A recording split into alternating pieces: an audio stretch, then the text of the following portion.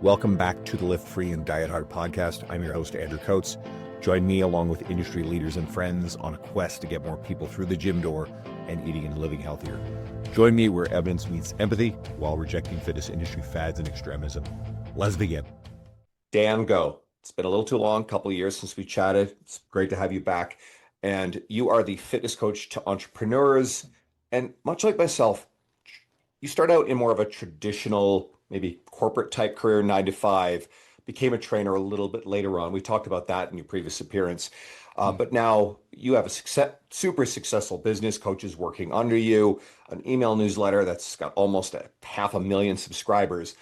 And one of my favorite things, if people go to your media, especially social media and email, you're creating messaging for the end user. You do not get caught up in the status games and the infighting and the nastiness that our industry often, gets distracted by. And I think you do a great job of actually serving the end user. It's great to have you back. Thank you. What I realize is that the end user has no idea those things are going on in the first place. And one of the things I just strive to do is I try to make this fitness game and this journey, this ability to get in shape as accessible to people as possible. Pretty much people like me when I was just starting out. And yeah, arguing over semantics and all that kind of stuff. I think it pales in comparison. It's just like focusing on educating. This episode is brought to you by Renaissance Periodization and the RP Hypertrophy app. RP is the industry leader in muscle building, coaching, and education. This app is like having a coach in your pocket. It gives you everything you need, including training programs, form videos. It gives you all your sets, reps, and weights, so you just show up and follow the plan. It adjusts each week based off your progress. And the app was created by Dr. Mike Israetel, Nick Shaw, and the team at RP, who I've known for many years. And the entire team are incredible people who've always been supportive and generous with me, so I know their character and are easy to endorse. My library contains several RP books, and I've used RP training principles in my workouts and coaching with my clients for many years, long before the explosion in popularity of their YouTube channel, which is worth checking out. RP is the first sponsor I felt remotely comfortable endorsing after over 7 years of podcasting. And if hiring a one-on-one coach isn't for you, using the RP Hypertrophy app is the next best thing to maximize your gains and take the guesswork out of your program. And there's a 30-day money-back guarantee, so you can try it risk-free. If you don't like it, they'll give you your money back. And I've also got a serious discount for you of up to $50 US. Go to rpstrength.com/coats and use the code COATSRP, or go to the link below in the show notes, and that's rpstrength.com/coats. Use the code COATSRP. Well, let's get right down to it. So What does someone need to do to feel better in their 40s and beyond than they felt in their 20s? I feel like the 40s are such a critical time to get yourself in shape. A lot of people would call it like the middle age, when the middle age is really, I think, like 36 if life expectancy is 77. It's probably like there's 38, 39, most likely. And when I say it's like the most important time, I find that people go in one of two directions, usually at 40, where they're going to take the shit seriously and they're going to get themselves in shape, or their habits that they've been carrying on for, maybe like 20 years are just going to continue on and just get worse. The things that people need to get in shape at their 40s is the same things that they need to do at 20s, but the game kind of changes a little bit. And what I mean by that is, like, from your 20s to 30s, you have a lot of things working for you, lack of responsibilities, not a lot of stress, or else I would think like not a lot of stress. We'll see. A lot of people may not agree with that statement. But when you're 40s, you have multiple stresses. You probably have a family, so kids you have to take care of. You have a career. You have maybe a dog that's your companion, or you have your wife that you must keep this relationship strong with, and you also have your social events, your hobbies, and everything all in between. I think like Ray Dalio calls it the midlife squeeze, so to speak. So I think it's important, especially when your life is so busy, that you have to integrate these healthy behaviors now. Because if you actually integrate them at your busiest, then they are going to be easier to do when life maybe gets like a little bit lighter for yourself. So that's why I think like the 40s is the most important. And yeah, you would make sure that you're doing the same things, but also making sure that you are avoiding injury as much as humanly possible, because it just becomes harder to like recover from that stuff. Are there specific beliefs that, well, you changed or that you see in your successful clients that need to change?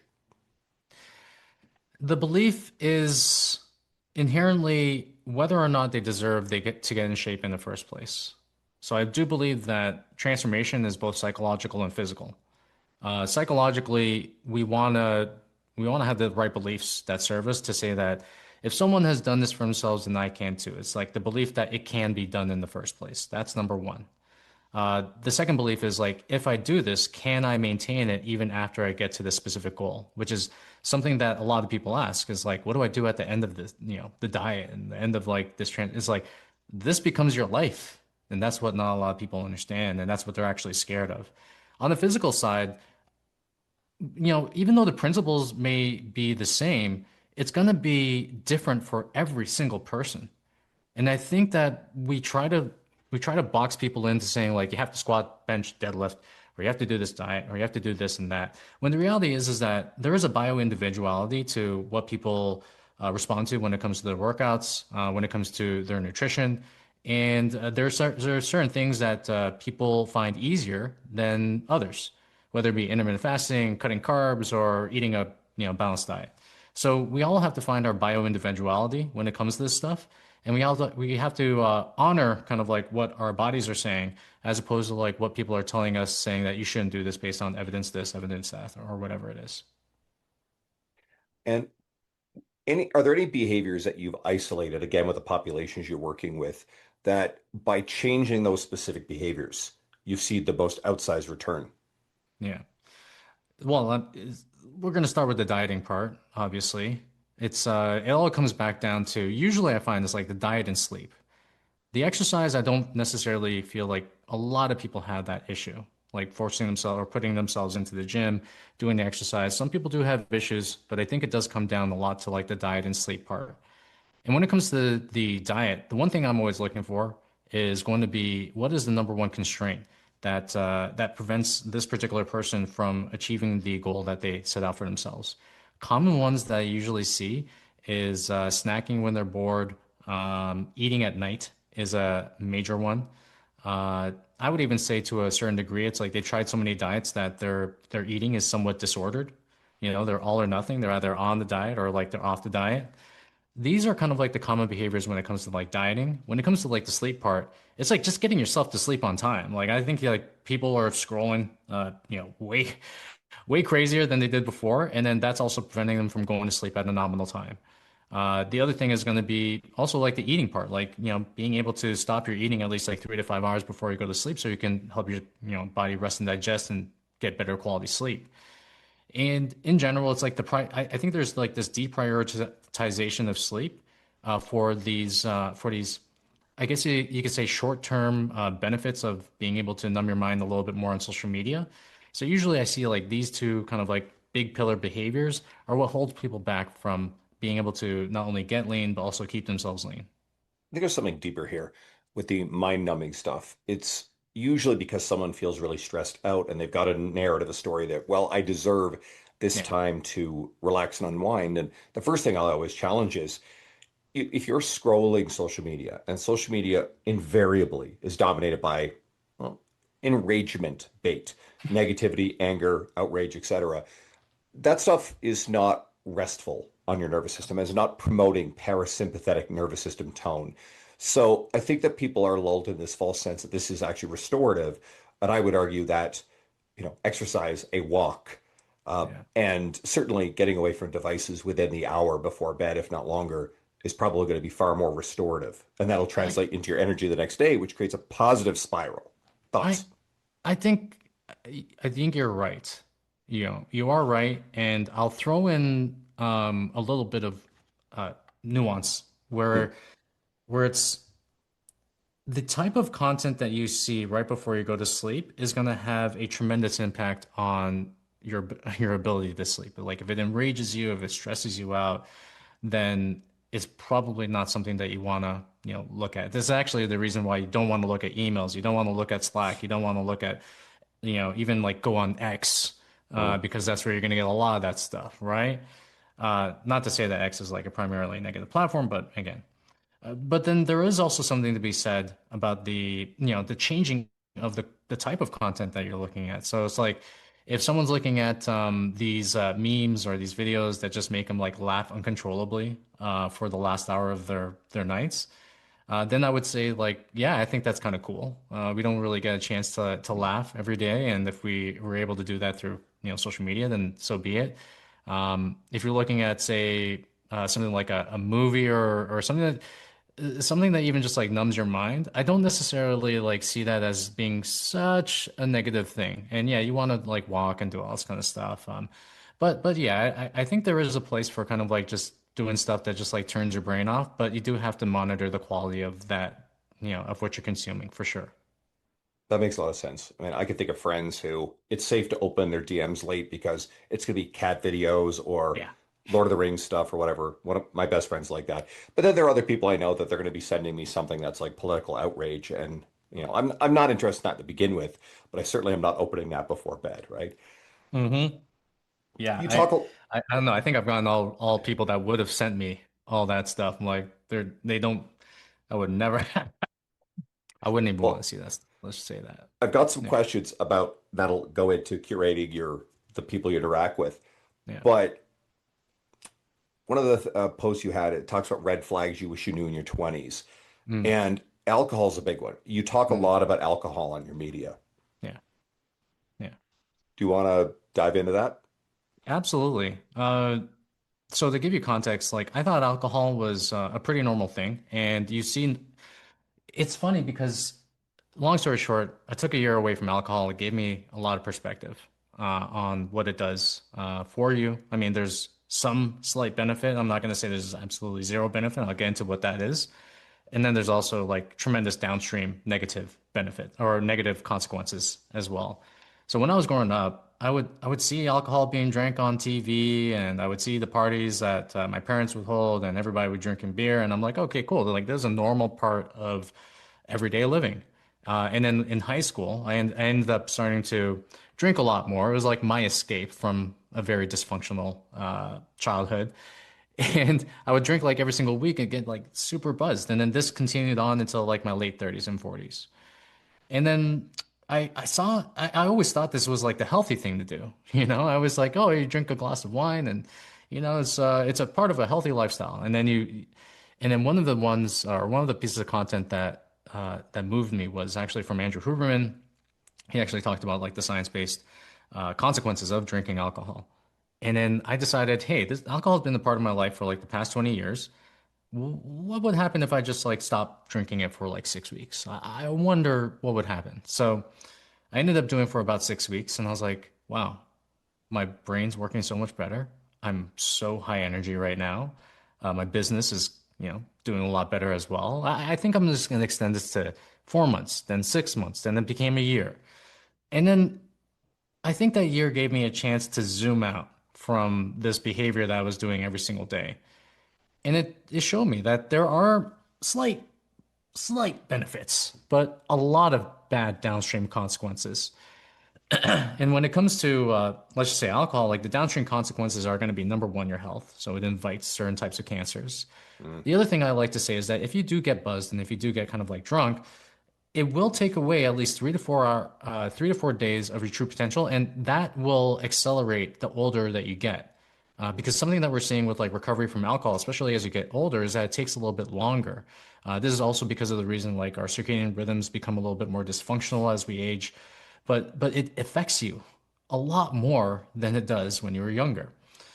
And the thing that I realized was like I do think that the rare occasion of sharing a drink with a friend where you can actually use the drink to enhance the bonding experience, I think that's actually a net positive for health. And sharing a glass of wine with one of your friends, with one of your buddies, on a rare occasion, awesome. For the rest of the time, if it is a habit and if it is something that you see yourself doing on a regular occasion, and it's not something that you can see yourself stopping, then that's actually when it becomes a serious issue that you would want to stop and zoom out and get better perspective on. I love the nuance because, I know people, if I post or I see someone posting something about drinking responsibly, there's always a subsection. It's growing that is just come in and it's pure bombast. It's like no amount of alcohol is Yeah. good. It's poison, blah, blah, blah. And Yeah. I understand that from a biochemical perspective, but as you allude to, it's really not that simple. I dramatically I drink dramatically less alcohol now than I used to before. Grew up in, kind of environment. My parents weren't drinkers at all, but, culturally in Newfoundland, of all places, alcohol is pretty normal Hmm. stuff. I've owned a nightclub. My dad and my brother own a bar to this day. And so it was kind of a very normal part of life. But, I'm now 47. I don't feel good when I drink, even modest amounts now, one drink, and I tend to, I notice it the next day. And like you said, affects my energy, my productivity, work, all of those things. And I've taken to now, I enjoy, there are some good 0% alcohol beers. Corona Zeros are fantastic. So I'm Yes, advocating. they're great. And the thing I thought about and realized is if you're in a social environment and you can actually still go through the ritual and the appearance and everything else, but drink something that, I mean, honestly, most people, if you just have a Corona Zero in your hand, someone may not even notice that it's not a regular Corona. Okay, cool, right? And it may help bypass a little bit of social pressure. Uh, but it's been game changing for me. Now, to your point, I think I've said this before on air, people understand this. We for a long time believed that there was health benefits to mild social drinking, right? Yeah. And I'm going to go as far as say there are, but it's not the alcohol that was creating that Yeah. effect. It was the social side, as you said. Yeah. And it just shows how powerful and positive that social stuff is. Now, there's an argument to say that if most of your social stuff is being done with alcohol present, then that's a different conversation. And I would love to hear your Yeah. thoughts on that. Yeah. But I'm not comfortable saying that anybody who has a problematic history with alcohol, it's probably a good idea they remove it completely. Yeah. Um, but I'm not willing to get on a soapbox and say no one should ever drink anymore. I think it's highly nuanced, and I'm okay with sitting down and celebrating a really big win with a good glass of scotch. Yeah. Yeah. Or sharing even like a glass of wine with your wife. I mean, the I guess you could say the thing that people say is like, oh well, you shouldn't if you need to be friends with someone while you have a drink in your body, then they're probably not your friends, right? But there is something to be said about the fact that we sometimes can be reserved individuals. We can be in our masks a lot. Mm. And what alcohol does for better or for worse is that it takes you out of that mask and it releases the inhibition so you can actually increase the bonding with like other people. And I'm talking about this like super like dry, like scientific perspective. But no, the reality is like long story short, it's like if you actually drink with like a really good friend, you're probably gonna have like a really good time as a result of like just lowering the inhibition.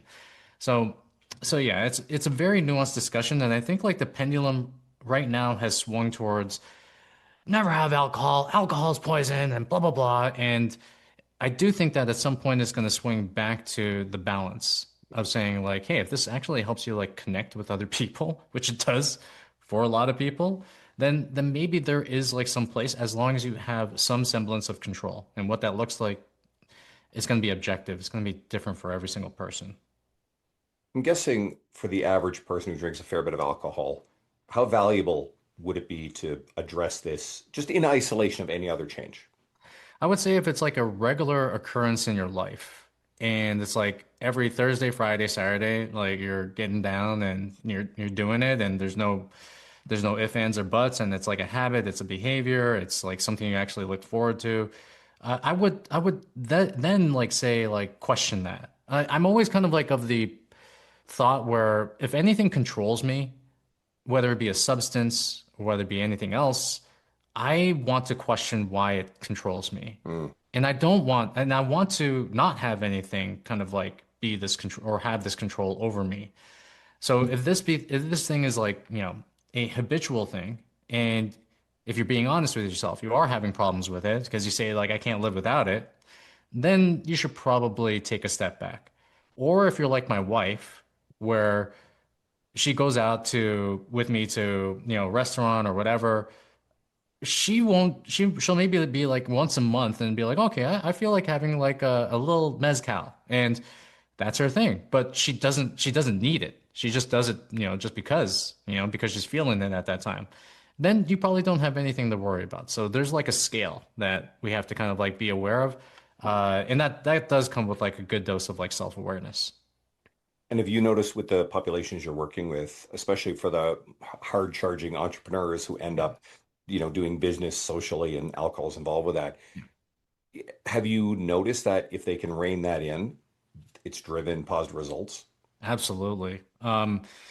It just becomes this habitual thing that you do with your either your employees or your partners or your clients.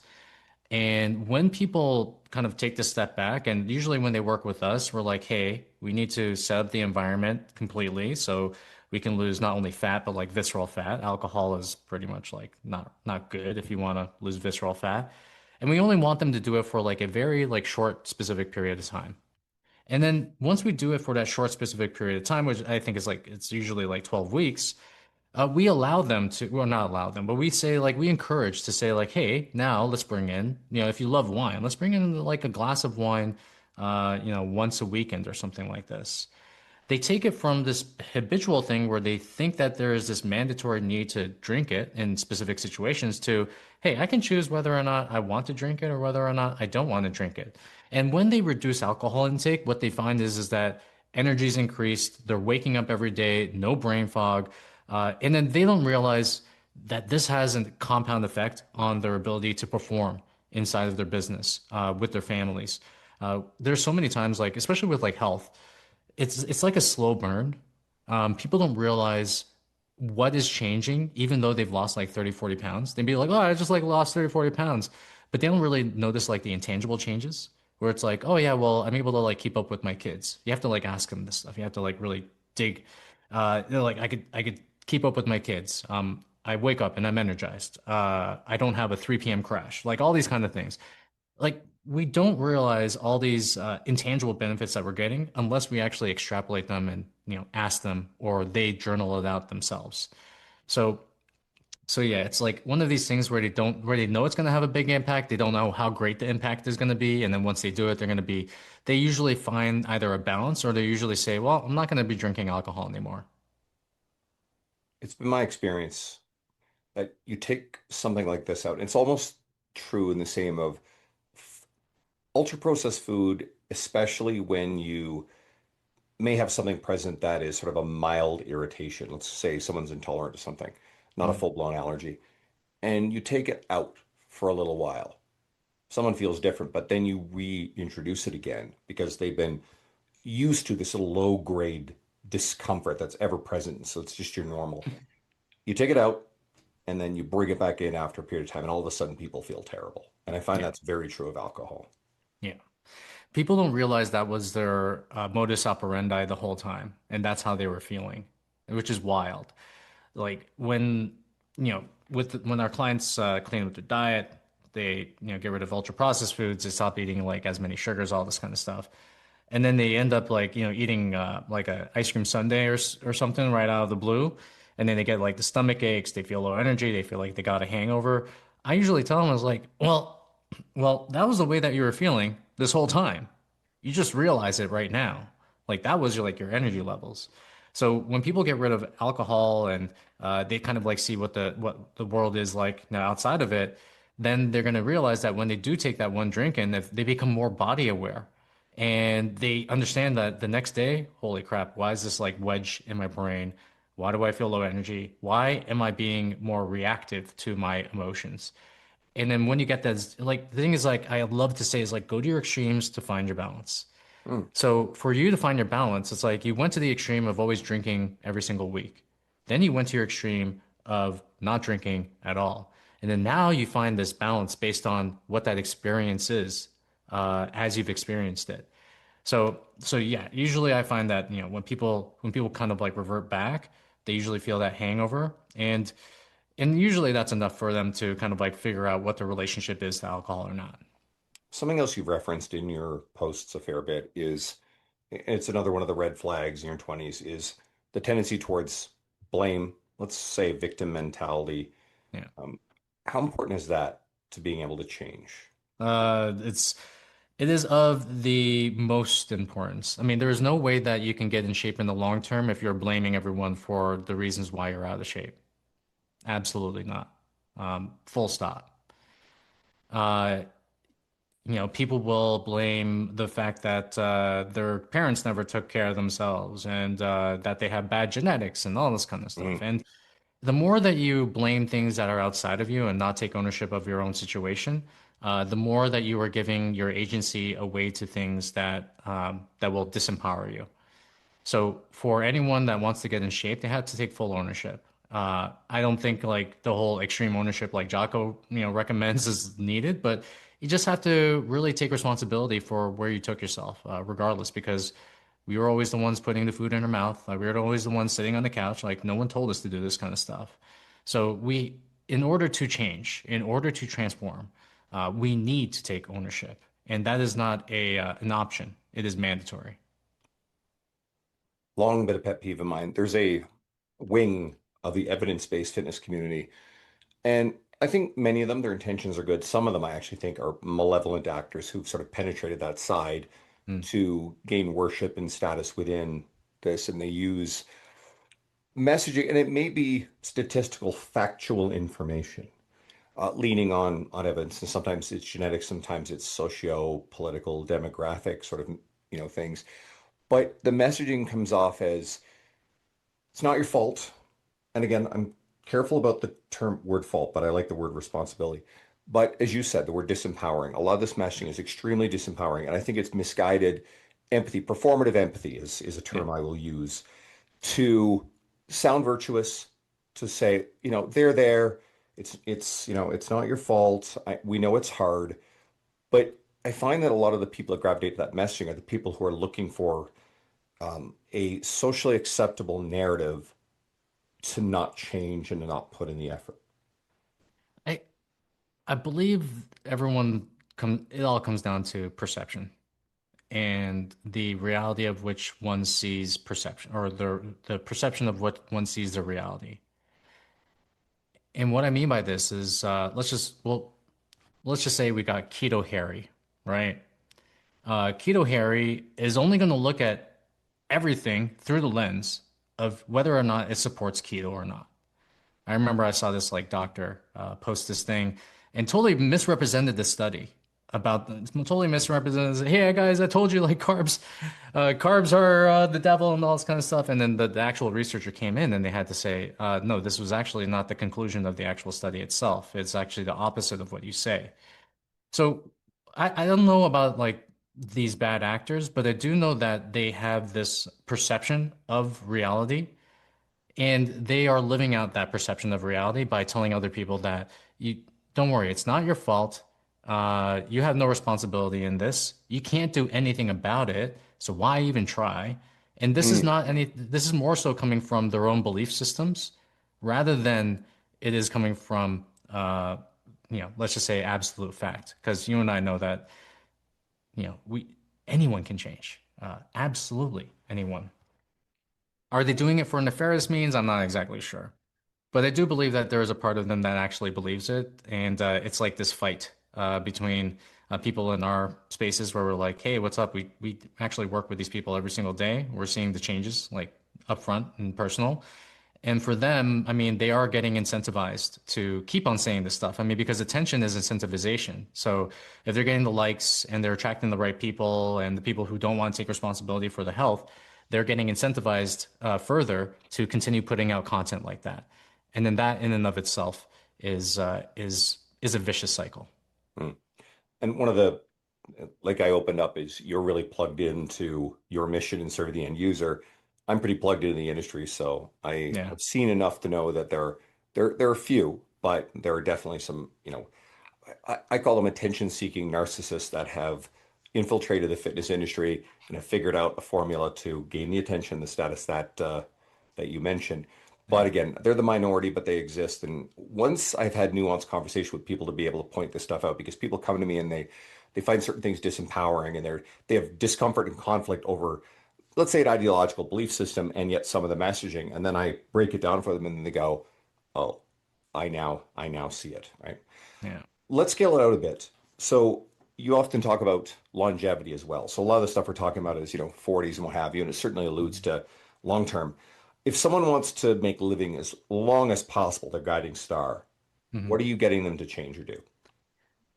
The very first one is going to be not being sedentary. The avoidant. I always kind of like to invert the problem where Mm, what are all the things that I would get someone to do if I wanted them to die 10 years earlier than mm, let's just say the average time of death. The things that I would get them to do is like sit in the desk all day, sit down all day, like don't move, get like 2,000 to 3,000 steps per day, eat a diet full of hyper processed foods, mentally think absolute negative thoughts, be pessimistic about life, start fights online, a lot of them. Don't exercise, obviously. Like, you don't want to strength train. You definitely don't want to, build muscle because that will make you functional as you age. And probably that's going to set you up for like, possibly dying from a fall when you're like 60 years old, most likely. Obviously, get really fat too. Like, don't really see 300-pound 80-year-olds out there. So I would want to like go about it from the opposite angle, and then that is going to inform us of like what I would want this person to do to live a really full functional life. And it's important to actually do that too, especially for like a client, because I think we're living way more in this like kind of like era of like toxic positivity, where people don't necessarily know, or actually we're living on two extremes, like toxic positivity and also like extreme fear-based like type of marketing. But what I want to do is I want to paint the picture of like what will happen if you keep on doing specific things. And then mm. that you have to use both the carrot and the stick to motivate someone to make these changes. Now, if I wanted to get someone to live the longest and not have to let's just say get a blood infusion by someone that's like 50 years younger than them or something like that, like I would actually get them to walk at least like 7,000 to like at least 7,000 steps per day. And I wouldn't even do that in a conscious way. I would do that in a way that kind of like fits their lifestyle. Especially for me, I'm still sitting at a desk, so I have an under the desk treadmill. I do like walking meetings. I just take like every single opportunity I can to get out there and stroll a little bit. And I want to give myself at least like 7,000 steps a day and understand like how much walking that actually takes to like get there throughout my entire day. Then the other one would be obviously changing their diet. I would limit alcohol. We talked about that a lot. The other thing I would get them to do is like eat some form of like I would say it's like a Mediterranean-ish diet if they really wanted to live like the longest. But I would also like juxtapose that with making sure that you're getting at least like I think the numbers right now is like 0.73 to like 1 gram per pound of body weight in terms of like protein, so you can keep your muscle and even have a chance of building it from a strength training perspective, uh, I I would get people to just work out like 2 to 3 times per week. You know, 2 to 3 times per week, focusing on specific exercises. I don't think everybody should go in the gym like start like and do like completely different things every single time they hit the gym. I think like a great gym routine is actually one that rotates around the same like 12 to 15 exercises for the rest of your life until you die, essentially. And then the other thing that I would say is going to be the sleep part, which is like the removal of like waste, the removal of like brain waste, body waste. It helps you recover. And I would just like juxtapose all of that with like having a positive mindset, being very optimistic about the future, looking for ways in which you can learn, grow, always keeping like life somewhat exciting to yourself to live. Like I would just say like up until the time of your like 80s, 90s, hundreds, whatever it is, like you should be working on something and that thing can change over the course of time, but there should be some form of like purpose that you have for living this life. And I think from a psychological and mental perspective, I think that supersedes a lot of the physical things because if you do have a strong enough why of like why you need to live, and you do have a mission and you have a purpose, that is gonna actually make all those other things a little bit easier because you actually have a big why as to like why you're getting up out of bed every single morning. I believe that probably is a big driver for healthy behavior and they compound. Yeah, Your point about the step count, I recently bought a Garmin, which is I don't want to watch on my wrist. Like I yeah, want nothing to do with notification on my wrist, but so it's probably a very expensive step counter, but that is the entire purpose. I want to check step count. And I train full time in person in addition to, the other online work I do in the podcast. And I assume that I was easily hitting 10,000 steps a day just due to how much of staying. I wasn't even close, right? Not yes, even close. yeah, And I probably am averaging in around the 7,000 range but which is, we now know that the research points to that's kind of the major number to hit. Yeah. But even still, I dramatically overestimated my step count. And I like this because it has motivated me to, look down at a day and go, oh, I'm below normal. And I've then been incentivized to go out for walks. And then I feel really good because I'm out walking when there's not smoke in the air like we've had the last few days, Yeah. which I would Yeah. avoid. Yeah. Now, again, this is more fitness gear, but you do reference financial stuff. And obviously, Hmm. we're not going to get deep into the weeds about, hardcore investment, what have you. Hmm. But and the thing you mentioned about inversion, it's a brilliant mental model, and it was probably popularized by Charlie Munger. If anybody's familiar with Charlie, Charlie is one of the smartest financial minds we've ever seen. Go read anything he's talked about. Is there anything I think is more accessible here for appropriate to this audience on the financial side of stuff through the lens of inversion that Hmm. can put someone in a position for better long-term, medium-term, long-term health and longevity? Yeah. Financial stress is probably one of the most underrated ways to age yourself faster. I'll throw that out there. Number one. Number two is let's invert the problem again. If I really wanted to increase the level of my financial stress, I would spend everything on my credit card Mhm. and don't pay it off every single, only pay off the minimum every single month. I would get heavy into status items. I would buy the Rolexes. I would get the financing for the car, the expensive car. I would get all these things to impress other people. Where after about like the first 2 to 5 weeks of dopamine hits, it just becomes like a regular car, just like a regular piece of status item. The other thing I would say financially is don't save. Even if you're in debt, like don't save. Don't put away any set aside any type of money. There's something to be said about having money in your bank, even if it's like not invested, that gives you a sense of security. So don't do that for yourself. Like definitely don't be saving and don't be keeping any like emergency funds or anything like that. And then, because you're not saving, then you're not investing. You're not taking the time or the ability, or you're not actually learning how to invest your money to put it in the right places. So, so with all that said, I used to deal with severe, at the time, severe credit card debt. It was like 15K of credit, over 15K of credit card debt. I was paying the minimums. I was like probably like 20 something years old or something like that. It was like a bane on my existence. And one of the best things that I ever did for myself was number one, I subordinated everything so I can pay off that balance and not have to, and always have the habit of paying off my whole, credit card balance every single month. That was like the most important thing I ever did because it allowed me to have some extra cash at the end of the month so I can actually put that away. So I could have like built this almost like this nest of cash that makes me feel somewhat secure just in case. I think that's like one of the most important things. And then afterwards, it's just like saving, like saving whatever you can, at least in the very beginning. And then once you save whatever you can, even if you're in debt, like put away like $5, into your bank account. Like even just like give yourself that, $5 a week or $5 a month, whatever. It all adds up over the course of time. And then what you're going to do with that money is number one, you're going to hit the first mark, which is like save until you have like this emergency fund so you don't have to like worry for the next 6 months just in case anything happens. And then the next thing I would do is I would actually I would take the excess money after that and then learn how to invest. And then I wouldn't day trade. I would just like put it into like index funds or like Bitcoin or something.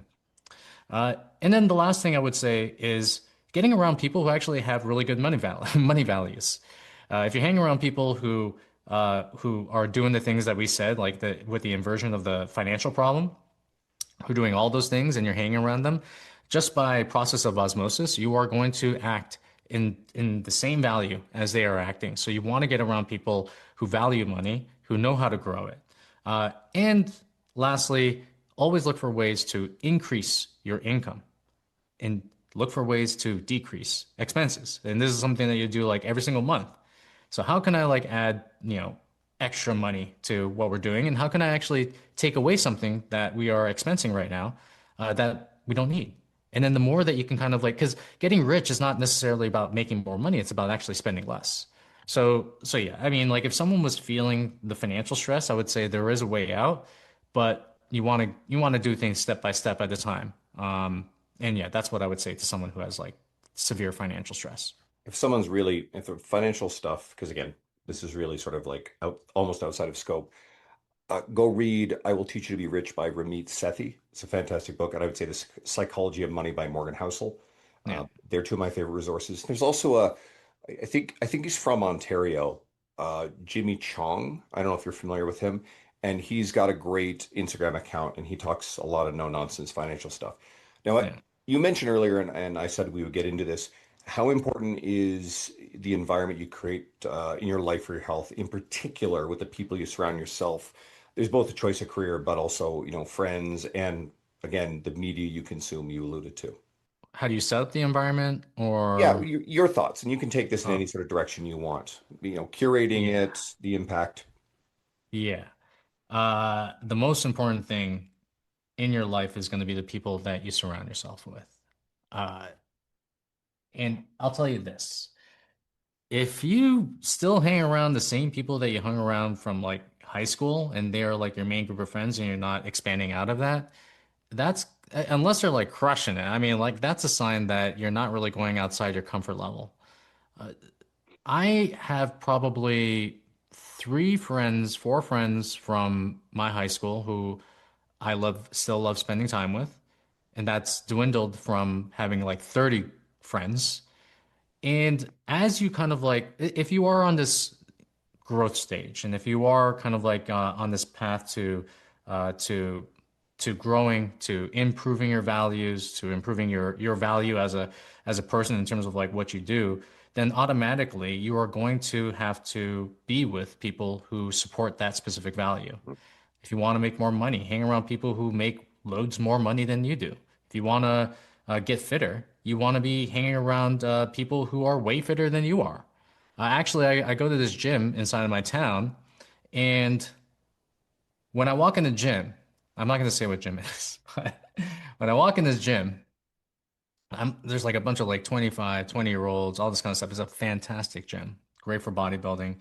But when I walk in there, I'm like, holy crap, like I'm like the least fit person in here. I feel like I need to like take some like TRT or something like that.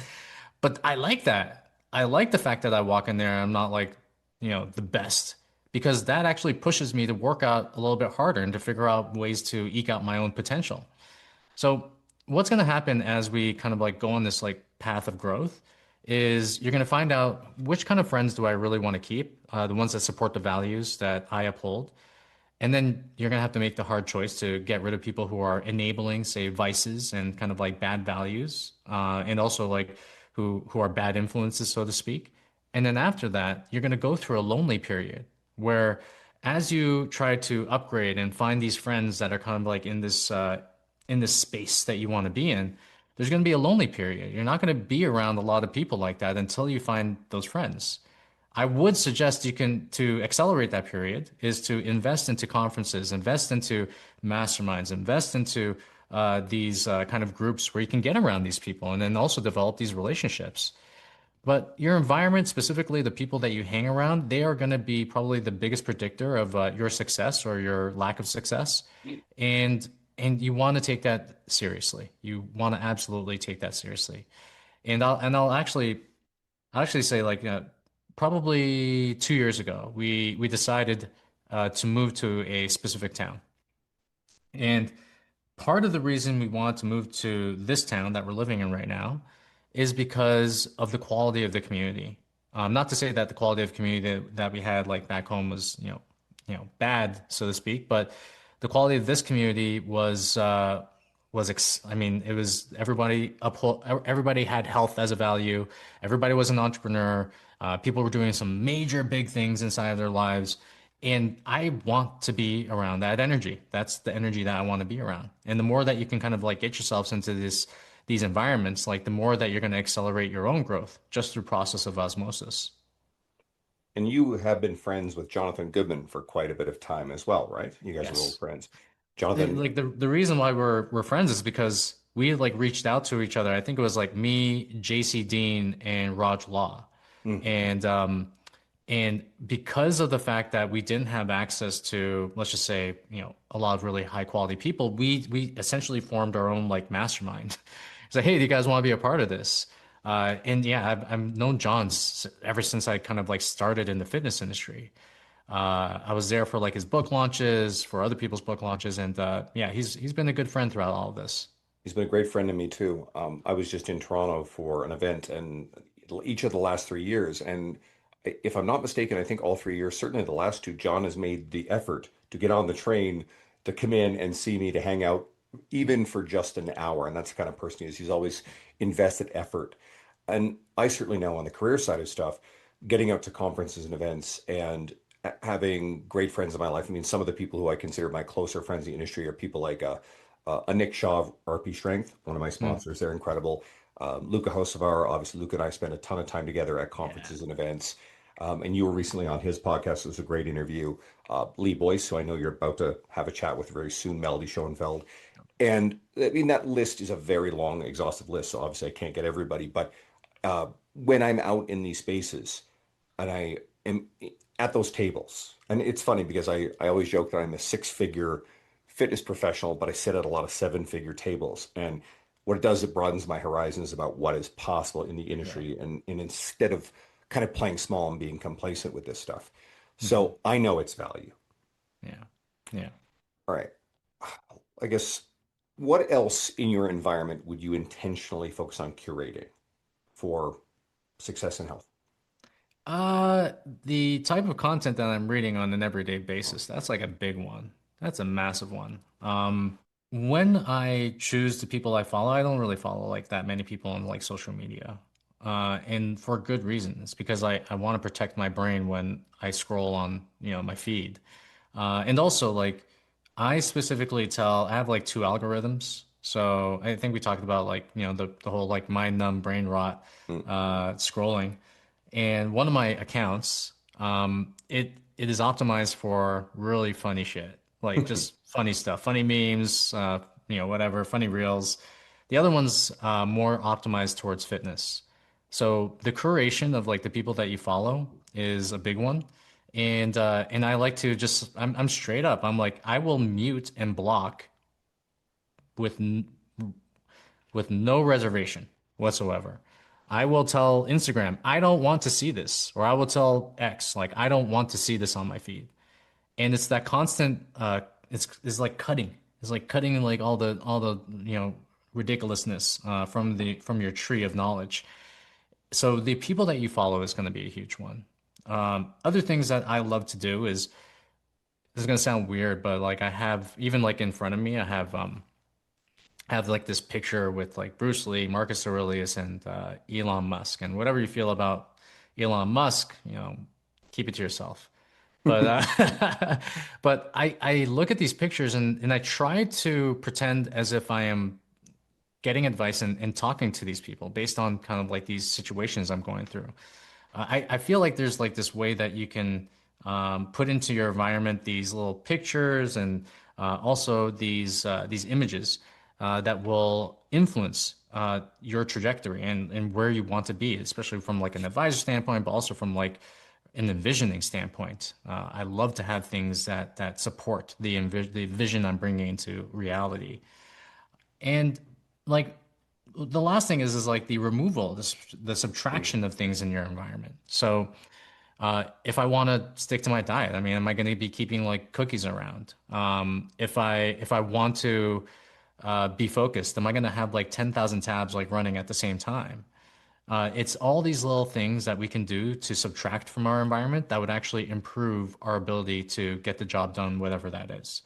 One of the things I did probably like 1.5 years ago was I stopped bringing my phone to the gym and I brought only like my Apple Watch because on my Apple Watch I can just like track my workouts and done. When I have my phone with me, I'm like looking at between sets. I'm like, elongating the period of which I work out by like an hour.